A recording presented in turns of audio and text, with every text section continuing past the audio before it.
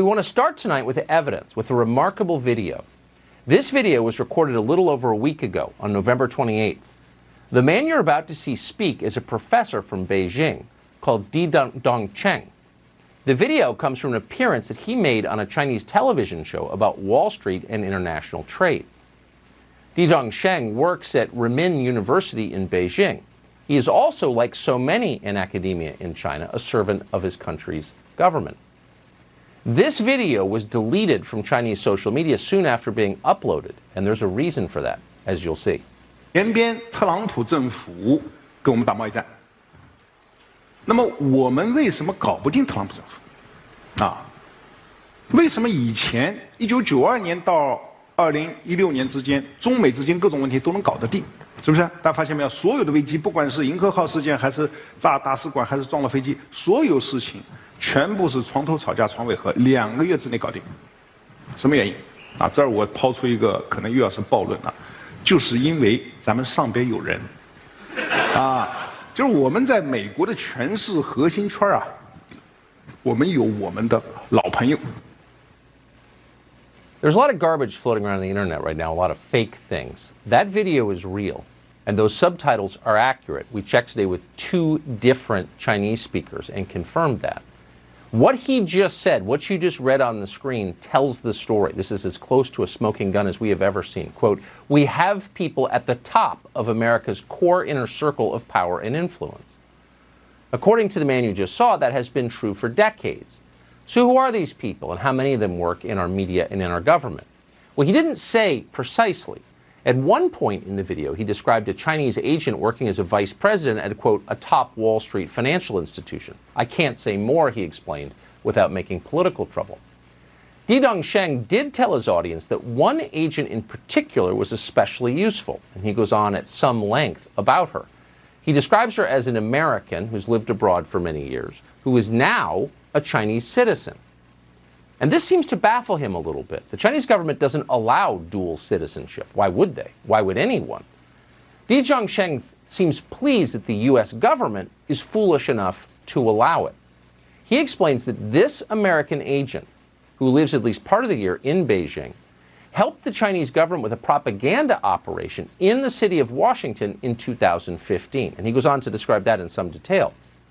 The Obama administration was easy to manipulate, he suggests. They helped. The Chinese had many friends among the Obama people. The problem came when Donald Trump was elected. After that, he says, everything changed. 是呢，就过去这个30年啊，过去40年，我们在美国的他的这个利用他权势核心圈，是不是？我前面讲过，华尔街在1970年代开始对美国。 它的内政外交有非常强的影响力，啊，所以我们有路径依赖，是吧？但问题是，08年之后，华尔街的地位下降了，更重要的是16年之后，华尔街搞不定特朗普，为什么？很尴尬，特朗普以前对华尔街有过一次软性违约，所以双方有矛盾啊。当然，这个细节我就不多说了，时间可能已经来不及了，是吧？那么，这个。 中美贸易战过程中，他们也试图帮忙啊。据我所知，美方的朋友跟我讲，这个试图帮忙，但是啊，力有不逮啊。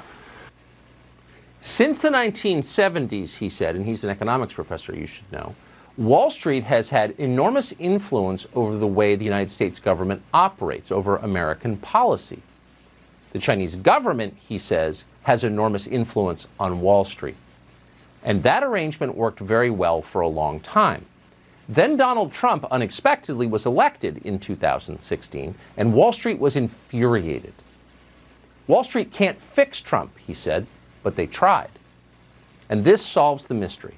If you're wondering why our political class has stood by and allowed the Chinese government to degrade this country and our way of life, why they've stood by as the Chinese government has flooded the United States with deadly opioids that have killed hundreds of thousands of people, or have stood by as the Chinese government ripped off billions in intellectual property from our companies, there's your answer. Earlier this year, the chairman of Harvard's chemistry department was arrested for taking $50,000 a month from the Communist Party of China in return for sending secrets and referring top scientists to Beijing.